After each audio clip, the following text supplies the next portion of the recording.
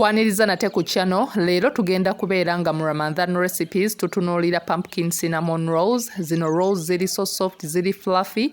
Osobola okubeera nga ozikola ne muzirya ku ddaaku. Abaana bagenda ku ssomero ku makya basobola okubeera nga bazinywera ku caayi ate nga zisobolera ddala okulastinga okumala wiiki nnamba. So beera nga ofuna bawel obeere nga oteekamu amata agali at lukewarm oba agabuguumirira. Oluvannyuma beera nga muno ogattamu yeast, dry active yeast yoyo gwe nkozesa mu migaati because ampa results ennungi.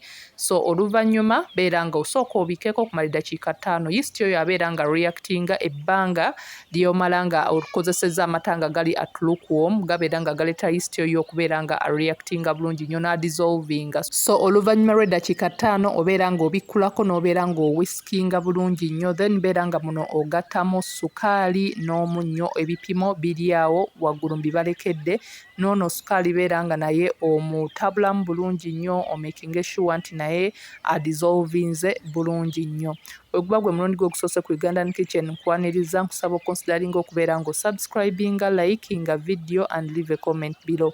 Then wano tubeera nga tugenda maaso ne tukozesa ku cinnamon powder ne tubeera nga tumugattamu wet ingredients ne tubeera nga tugattamu n'amagi 2. Osobola okusalawo okubeera nga amagi gano okozesa egg yokka yokka, egg white n'obeera nga ogireka because egg yokka eno emakinga ddo okubeera nga eri so soft bulungi nnyo. Beera nga owhiskinga amagi ago bulungi. Then wano mbeera nga ngattamu pumpkin puree. Wano ono aba pumpkin gw'obeera wafunye, ensujju gy'oba wafunye n'obeera nga wagifumbyeko, then n'obeera ng'ogigotta ng'okozesa fork bulungi nnyo, then n'obeera ng'ogipimira mu kikopo. Osobola okubeera ng'okozesa 1 cup oba osobola okubeera ng'okozesa half cup ya pumpkin puree abeera nga akola. Beera ng'omixinga wet ingredients ezo, oluvannyuma beera nga zino ozigatta mu ngano yaffe. At first nasoose ne nkozesa ebikopo 6 eby'engano, then nensooka mbeera nga ngattamu ne wet ingredients ne mbeera nga ntabula bulungi nnyo bw'otyo nga bw'olaba. Later on ne ŋŋenda maaso wano ne mbeera nga ngattamu butter oba prestige, kyonna ky'oba oyina ky'oba okozesa ogende maaso otandike okubeera nga okanda bulungi nnyo because do eno yasigadde nga ekyali sticky, ekyakwatira ku ngalo nga tennaba kubeera ng'ebeera famu bulungi nnyo. Nagenze maaso ne mbeera nga ngiwamu eŋŋano mpola mpola nga bwe ntabula. Y'ensonga lwaki wali nkulaze nti nakozesezza ebikopo 9 ku 10 eby'eŋŋano because nagenze maaso nga adingamu eŋŋano nga bwe ŋŋenda mixinga bw'otyo nga bw'olaba. Nkusaba obeere nga onyiga kade okubeera nga otaninga on notifications zo obeere notified bwe mba nga nina video empya yonna gye ntaddeyo ku channel. YouTube ojja kubeera nga ekunotifyinga, ojje obeere ng'osubscribinga, olikinga, osharinge. So bwe ntyo paka nga maliriza okubeera nga nkanda nga ddo yonna olaba nti tekyakwatira mu bawel, tekyastikinga ku ngalo zo. Osobola okulaba nti kati eri soft bulungi nnyo. Obeera ng'ogizzaamu mu bawel n'ogigilisingako ne buto, oluvannyuma beera nga ogibikkako bulungi nnyo. Tugenda kugireka ebeere ng'eddabulinga mu size. Then wano oluvannyuma ngenda maaso okubeera nga nkola ku filling gye tugenda okubeera nga tuteeka muli munda mu rolls. Muno nakozeseza sukaali waffe owa bulijjo, mulimuko ku ntangawuuzi, mulimu ku cinnamon powder ne butter. Cinnamon powder ne ginger powder osobola okubeera nga okozesa okusinziira ku test yo ne preference. Nti singa oba oyagala cinnamon awunyemu nnyo osobola okukozesa omungi, n'entangawuuzi oba ogyagala osobola okubeera ng'ogikozesa mu bungi. Oluvannyuma lw'essaawa emu nga ddo emaze okubeera nga eddabulinga mu size, mbeera nga ngijjamu nenziramu ne mbeera nga ngikandamu bulungi nnyo bw'otyo nga bw'olaba. Then wano w'oba oyagala kubeera ng'okola migaati gya njawulo osobola okubeera nga kati ddo oyo ogisalamu n'okola buns, n'okola rolls endala, n'okola cinnamon rolls, n'okola loaf bread, kyonna ky'oba osazeewo okubeera ng'okola. So eno ddo emu esobola okubeera nga evaamu emigaati egy'enjawulo ng'ena.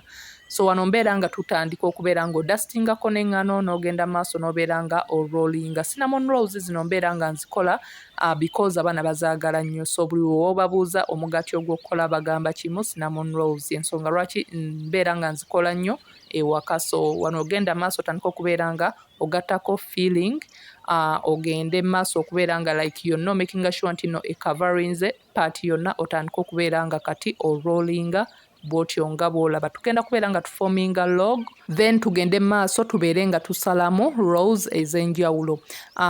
Twafunye cinnamon rolls nga ziwererako ddala, so eno recipe esobolera ddala okuwa nga rolls zino nga ziringanga 2.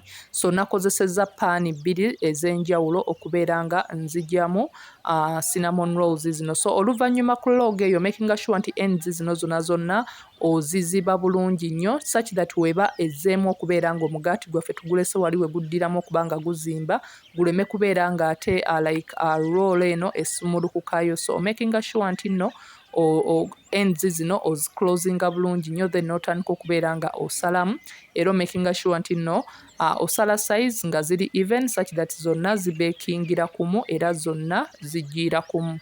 So bw'otyo nga bw'olaba y'engeri eyo gyembeera nze nga nsalamu rolls. Osooka n'obeera ng'odividinga into 2 then n'ogenda ng'odividinga bw'otyo.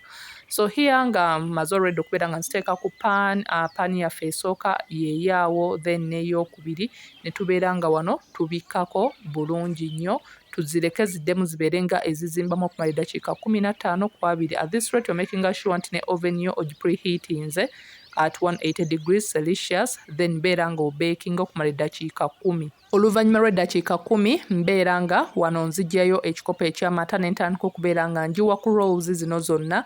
Kino nkikola kisobozese okubeera nga rolls zino zivaayo nga ziri soft bulungi nnyo zireme kubeera nga zivaayo nga zonna zikaluba okuva muli eri mu oven.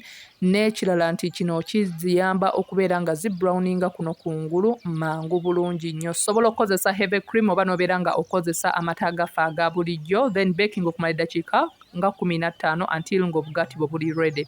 Wano osobola okubeera nga okola glaze eno ng'okozesa butter ogattamuko ku vanilla extract, icing sugar, cinnamon powder ne ginger powder n'obeera nga omugatta kuno ku rolls zo bulungi nnyo bw'otyo nga bw'olaba. Oba woba olaba nti nno buli so sweet osobola okubeera nga glaze ono omuleka n'obeera ng'obusavingirawo mu ngeri gye bulimu. So I hope you like the video. Bwabadde so tasty, bwabadde so yummy. Buli tasty ate nga busobolera ddala okulastinga okumala wiiki nnamba. Osobola okulaba nti already abaana babadde babutandiseeko dda. So family ebwagala nnyo ensonga lwaki mbeera nga mbukola ne mbukola mu chocolate rolls ne mbukola mu cinnamon rolls ne mbukola mu pumpkin rolls. So mbeera nga nkyusakyusa okusinziira. So I hope you like the video. Let me know what you think about it in the comment section below. Buli soft busobolera ddala okulastinga okumala ebbanga eriwera. Osobola okubeera ng'obukola for breakfast, osobola okubeera ng'obukola for Eid, osobola okubeera ng'obukola for daaku. So I hope you like the video. Please don't forget to subscribe, like and share. Let me know what you think about the video in the comment section. Kusaba ngo followinga ku Instagram jendi ne ku TikTok jendi nga Ugandan Kitchen. Until next time, like, share and subscribe.